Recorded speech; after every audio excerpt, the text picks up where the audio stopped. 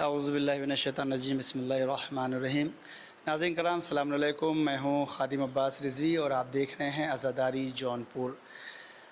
ناظرین، آج یہ تمام لوگ جو فریم میں آپ کو نظر آ رہے ہیں اور میں نظر آ رہا ہوں، ایک بڑی ہی خاص بات چیت ہونی ہے۔ وہ جو بات چیت ہے وہ شب بیداری جو مفتی محلے کی انجمن کی جانب سے ہوتی ہے، انجمن سجادیہ مفتی محلہ کے نام سے، اس کے بارے میں کچھ بات چیت ہم کریں گے۔ ہمارے ساتھ ہماری دائنی جانب جناب اسلم نقوی صاحب بیٹھے ہیں اور دیگر مہمان بیٹھے ہوئے ہیں، جناب لڈو صاحب بھی بیٹھے ہوئے ہیں جو اس پورے اہتمام کی باغ ڈور سنبھالے ہوئے ہیں موجودہ وقت میں۔ تو سب سے پہلا سوال میرا یہ ہے کہ یہ شب بیداری کب سے ہو رہی ہے، اس کی تشکیل کب ہوئی ہے اور کس نے کی؟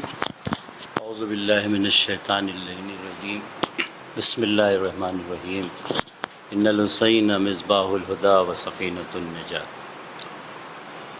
عزاداری سرکار سید الشہداء جونپور کی تاریخ کی تو بہت ہی صدیوں سے ہے، اور اس کو ظاہر ہے اس مختصر سے وقت میں اس کو بیان نہیں کیا جا سکتا، لیکن جو کہ آپ کا سوال ہے کہ جونپور میں مفتی محلے کی شب بیداری جو انجمن سجادیہ مفتی محلے کے زیر اہتمام ہوتی ہے، تو اس کا آغاز جو ہم نے بزرگوں سے سنا وہ یہ ہے کہ 1947 میں یہاں پہ حجت الاسلام علی جناب مولانا سید محسن نواب صاحب قبلہ اللہ مقامہ جامعہ ایمانیہ ناصریہ کے پرنسپل تھے، تو ان کی ترغیب پر مومنین مفتی محلہ نے، اور بالخصوص اس میں روح روا تھے وہ مفتی سید انوار الحسن صاحب، جنہیں مفتی منع صاحب مرحوم کہا جاتا تھا، اور وسیع وکیل صاحب کے والد مرحوم تھے، ان لوگوں نے اس شب بیداری کا آغاز کیا 1947 کے تقریباً۔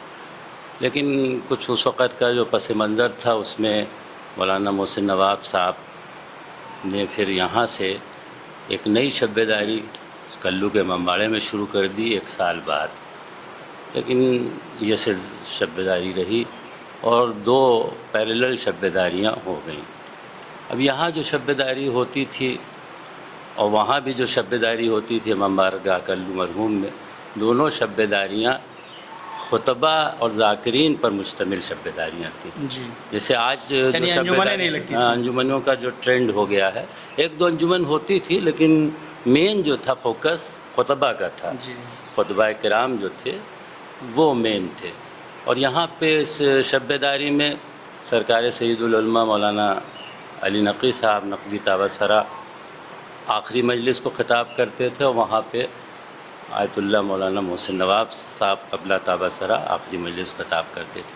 اب مومنین کی یہ دلچسپی ہوتی تھی کہ اختلافات تو تھے، اب وہ اختلافات کا تو ایک بہت بڑا پس منظر ہے، اس کو اس میں بیان کرنے کی ضرورت بھی نہیں ہے، لیکن تب بھی مومنین میں یہ تھا کہ اس زمانے میں کوئی وسائل اس طرح کا نہیں تھا کہ موبائل ہو یا یہ آمد و رفت کے لیے موٹر سائیکل اسکوٹر ہو، تب بھی مومنین جو ہیں اچھے خطیب کی تلاش میں اس شب بیداری سے اس شب بیداری، اس شب بیداری سے اس شب بیداری، ظاہر ہے مومنین کو یہی چاہیے بھی، صحیح تھا۔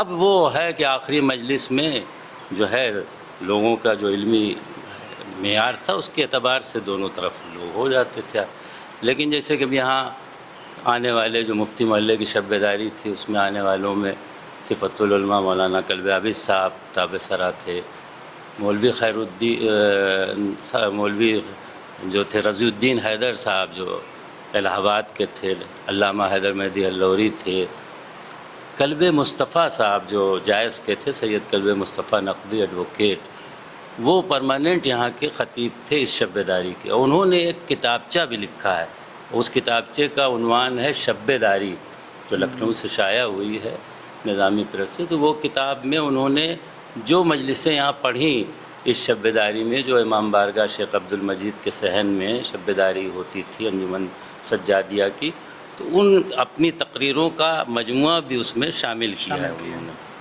تو یہ رہا عنوان شب بیداری۔ اب یہ شب بیداری جو تھی سن 80 سے 82 تک تو اسی عنوان سے ہوتی رہی کہ خطبہ اور ذاکرین، اور اس کے بعد حالات کچھ تبدیل ہوئے، اور جیسے یہاں پہ یہ کیا حالات رہے ہوں گے کہ جیسے پہلے ذاکرین خطاب کرتے تھے مجلس کو، خطبہ آتے تھے، اس کے بعد انجمنوں کا سلسلہ ہو گیا، ظاہر ہے کہ کچھ نہ کچھ بڑا بدلاؤ رہا ہوگا. کنٹینیو ذاکرین پڑھتے تھے، اور یہاں کی جو شب داری ہوتی تھی اس میں نظامت جو ہم نے دیکھا تھا بچپن میں اپنے، وسیع حسن رضوی صاحب لیکچرر تھے شیعہ کالج میں، وہ یا پھر ابوالحسن کاظمی، کبن صاحب مرحوم، ان لوگ کرتے تھے یہاں کی شب داری کی نظامت. وہاں پہ جناب فقیر حسین صاحب مرحوم تھے، وہ کرتے تھے، فقیر حسین ایڈوکیٹ صاحب.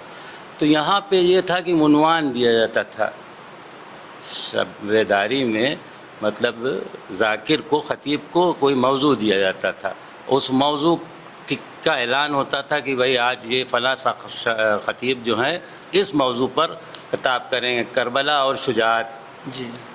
کربلا میں خواتین کا رول، کربلا میں امام حسین کے صبر کی حد، اس طرح کے عنوانات سے الگ الگ ذاکرین الگ الگ ذاکرین کے عنوانات سے شب داری ہوتی تھی. جیسے یہ جو بدلاؤ ہوا شب داری میں یہ جاننا چاہتا ہوں. میرا سوال یہ ہے اصل کہ پہلے ذاکرین خطاب کرتے تھے، اس کے بعد انجمنیں آنے لگی، اس کے پیچھے کوئی راز ہے یا کوئی کیا وجہ رہی ہوگی؟ آپ کے علم میں ہے اس بارے میں؟ اس کی سب سے بڑی وجہ یہ ہوئی کہ علمی انحطاط، یعنی لوگوں کے تعلیم کا معیار گھٹتا گیا، اردو سے دلچسپی ختم ہوتی گئی.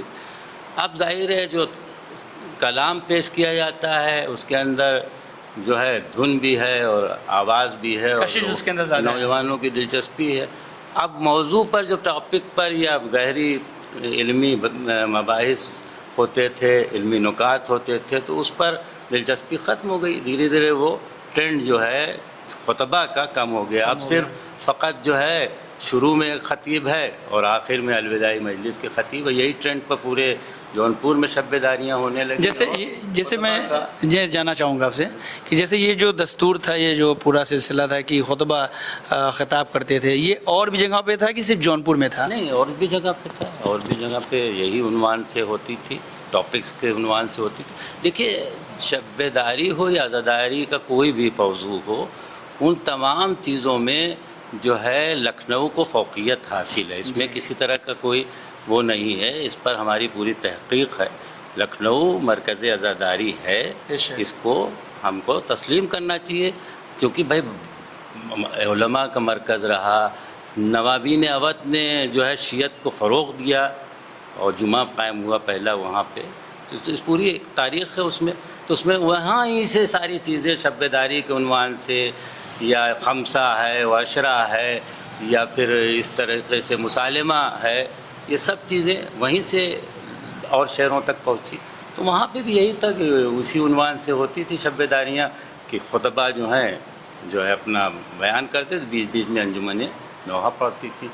لیکن زیادہ جو تھا لوگوں کا، چونکہ بیٹھنے کی بھی لوگوں کی جو ہے ایک طریقے سے کیپیسٹی تھی، لوگ بیٹھتے تھے، سنتے تھے خطیب کو، نکات پر واقعہ کرتے تھے، بعد میں ان سے اس پر سوالات بھی کرتے تھے. تو جو علمی فقدان ہوا، علمی انحطاط جو آیا لوگوں کا، اس کی وجہ سے اس طرز شب داری کا جو پیٹرن تھا جو شب داری کا، اس میں جو ہے تبدیلی آ گئی. جو موجودہ یہ تو رہی بات ظاہر ہے کہ تاریخ کی جو آپ نے بتایا کہ پہلے کیسے شب داری ہوئی تھی. اب موجودہ حالات میں جاننا چاہوں گا کہ اب شب داری کیسے ہوتی ہے، کون لوگ ذمہ داران ہیں اس میں جو لوگ شب داری کو کرتے ہیں، اور کیا سلسلہ رہتا ہے پورا اس پر؟ یہ جو نئے ٹرم میں 82 کے بعد شب داری 7 ربیع اول کی ہوتی تھی، دونوں شب داریاں، یعنی یہاں پر بھی اور وہاں پر بھی دونوں ساتھ. یہ 82 کے بعد تھوڑی سی تبدیلی آئی یہاں پہ. اور میں چونکہ ہمیں گہرائی سے قومی معاملات میں بچپن سے رہا ہوں اٹیچ، تو میں جانتا ہوں جب آیت اللہ مولانا محمود الحسن خان صاحب دعویٰ سرات کی آمد ہوئی، اس کے بعد یہ چیزیں ہوئی کہ یہ دونوں شب داریاں ایک وقت میں نہ ہوں، الگ الگ دنوں میں ہوں.